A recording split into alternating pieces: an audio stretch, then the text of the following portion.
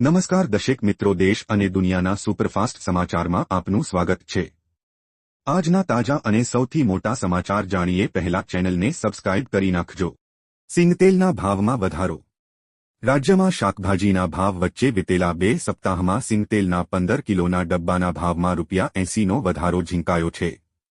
શ્રાવણ માસ પૂર્વે સિંગતેલમાં ભાવમાં વધારો થયો છે। શ્રાવણ માસમાં સિંગતેલનો ઉપયોગ ખૂબ થતો હોય છે। ખાસ કરીને ઉપવાસ કરનાર લોકો સિંગતેલવાળું ખાવાનું વધારે પસંદ કરે છે। અત્યારે સિંગતેલમાં ₹80નો વધારો થતાં સિંગતેલનો 15 કિલોનો ડબ્બો ₹2800એ પહોંચ્યો છે। આથી ગૃહિણીઓના ઘરનું બજેટ ખોરવાયું છે। જીઓ, એરટેલ અને વીઆઈએ મોટો ફટકો। બીએસએનએલ, જીઓ, એરટેલ અને વીઆઈએ તેમના ટેરિફ પ્લાન 11થી 25% મોંઘા કર્યા છે, જેના કારણે લાખો વપરાશકર્તાઓ બીએસએનએલમાં પોર્ટ કરાવી રહ્યા છે। હવે રિપોર્ટ્સ પ્રમાણે ટેરિફ પ્લાન મોંઘા કર્યા બાદ જીઓ, એરટેલ અને વીઆઈને મોટો ફટકો પક્યો છે। તેમણે મોટી સંખ્યામાં તેમના ગ્રાહકો ગુમાવ્યા છે। તો સામે બીએસએનએલને 25 લાખ નવા ગ્રાહકો મળ્યા છે। એટલે કે લોકો હવે બીએસએનએલ તરફ જઈ રહ્યા છે। બટાકા, ટામેટા, ડુંગળીના ભાવ ક્યારે ઘટશે? બજેટ ભાષણમાં સરકારે સ્પષ્ટ કર્યું છે કે તેમનું ધ્યાન શાકભાજીની સપ્લાય ચેઇનને મજબૂત કરવા પર રહેશે। આ માટે ખેડૂતો, સંગઠનો, સહકારી મંડળીઓ અને સ્ટાર્ટઅપ્સને પ્રોત્સાહન આપવામાં આવશે। બજેટ ભાષણમાં સરકારે સ્પષ્ટ કર્યું છે કે તેમનું ધ્યાન શાકભાજીની સપ્લાય ચેઇનને મજબૂત કરવા પર રહેશે।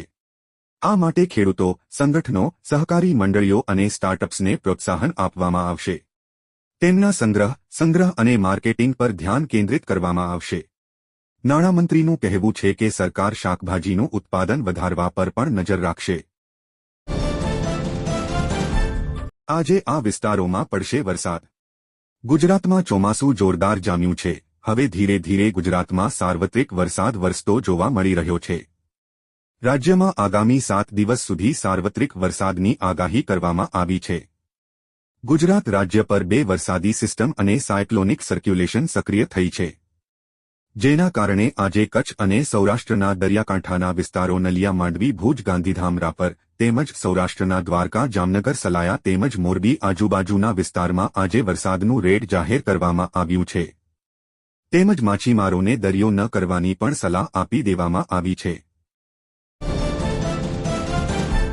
1લી તારીખથી પેટ્રોલ ડીઝલ સસ્તું।